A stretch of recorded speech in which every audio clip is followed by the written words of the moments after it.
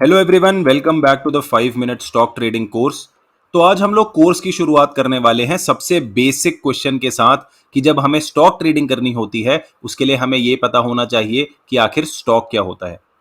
तो स्टॉक को समझते हैं एक सिंपल से एग्जांपल से। तो मान लीजिए कि ये आपकी कंपनी है जिसका नाम ABC कंपनी है। इस कंपनी के ओनर आप हैं, यानी कि आप इस पूरी की पूरी कंपनी के फाउंडर हैं, आप इस कंपनी को चलाते हैं। तो ये कैसे पता चलेगा कि आप इस कंपनी के 100% ओनर हैं? ओनर होने के लिए आपके पास होने चाहिए कंपनी के शेयर। तो मान लीजिए आपके पास है कंपनी के 10,000 शेयर और टोटल 10,000 शेयर ही हैं, इसीलिए आप इस कंपनी के 100% ओनर हैं। यानी कि स्टॉक क्या बताता है? स्टॉक बताता है कंपनी की ओनरशिप। जिसके पास जिस भी कंपनी के जितने ज्यादा स्टॉक होंगे वो उस कंपनी का उतना बड़ा ओनर होगा। तो चलिए मान लीजिए कि आपकी जो कंपनी है उसमें मैं आता हूं और मैं आपसे बोलता हूं कि मैं आपकी कंपनी के 1,000 शेयर्स आपसे खरीदना चाहता हूं।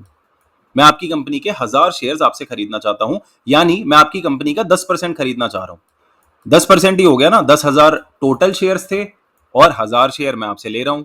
तो मैं आपकी कंपनी का 10% खरीदना चाहता हूं। मैं ABC कंपनी में इन्वेस्ट करना चाहता हूं।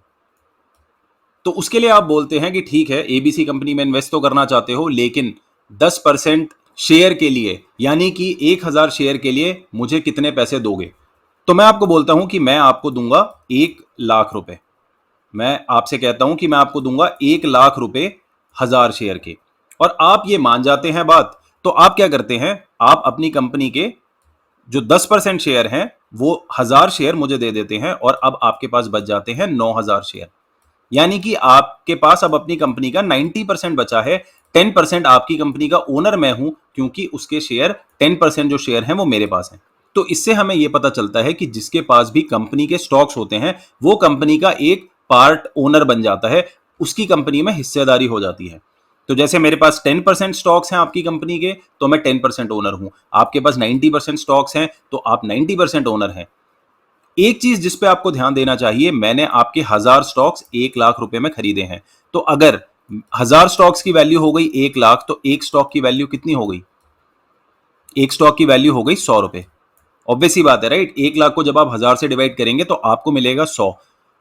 ट्रेडर के लिए सबसे ज्यादा जरूरी ये चीज होती है। ये जो मैंने आपको पूरी की पूरी कहानी बताई, ये चीज इन्वेस्टर के लिए ज्यादा जरूरी होती है। ट्रेडर को फर्क नहीं पड़ता कंपनी कैसा परफॉर्म कर रही है, कंपनी के रिजल्ट कैसे आ रहे हैं, उससे ट्रेडर को इतना लेना देना नहीं होता है। ट्रेडर को लेना देना होता है स्टॉक का नाम क्या है और उस स्टॉक का प्राइस क्या है, क्योंकि भाव जो है वो सबसे ज्यादा जरूरी चीज होती है एक ट्रेडर के लिए। तो ये तो हमने समझा स्टॉक के बारे में। अब समझते हैं कि स्टॉक मार्केट क्या होती है। तो मार्केट तो आप कई बार गए ही होंगे। मान लीजिए आप फ्रूट्स लेना चाहते हैं तो आप जाते हैं फ्रूट मार्केट में। तो चलिए ये बताइए, फ्रूट मार्केट में क्या चल रहा होता है? आप बोलेंगे ऑब्वियस ही बात है, फ्रूट मार्केट में मैं जाता हूं फ्रूट्स खरीदने के लिए, यानी कि आप बाय करने के लिए जाते हैं, और कुछ लोग वहां पर फ्रूट्स बेच रहे होते हैं, है ना? यही तो हो रहा होता है फ्रूट मार्केट में। जिसके पास फ्रूट्स होते हैं वो उन्हें बेचने के लिए आया हुआ होता है, और जिसके पास फ्रूट्स नहीं होते हैं वो उन्हें खरीदने के लिए आया हुआ होता है। तो चलिए अब ये बताइए, अगर फ्रूट मार्केट में फ्रूट्स बिकते हैं तो स्टॉक मार्केट में क्या बिकेगा? अब एकदम ऑब्वियस हो गया होगा कि स्टॉक मार्केट का मतलब है जहां पर स्टॉक्स की बाइंग और सेलिंग चल रही होती है। तो अगर आप एक इन्वेस्टर हैं जो किसी स्टॉक को बाई करना चाहते हैं, वो आप कर सकते हैं स्टॉक मार्केट से। और अगर आपके पास ऑलरेडी स्टॉक हैं और आप उन्हें बेचना चाहते हैं, आप उससे पैसे कमाना चाहते हैं, तो आप कर सकते हैं सेल, जो कि स्टॉक मार्केट में ही होता है।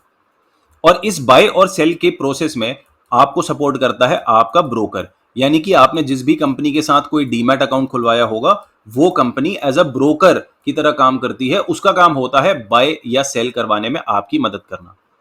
तो चलिए आज हमने समझा कि स्टॉक क्या होता है, सबसे फंडामेंटल क्वेश्चन, और स्टॉक मार्केट क्या होती है। हमने ये भी समझा कि एक ट्रेडर के लिए सबसे ज्यादा जरूरी चीज होती है स्टॉक का नाम और स्टॉक का प्राइस। लेकिन ये प्राइस कितना है ये कैसे पता चलेगा, और ये प्राइस कैसे चेंज हो रहा है ये कैसे पता चलेगा?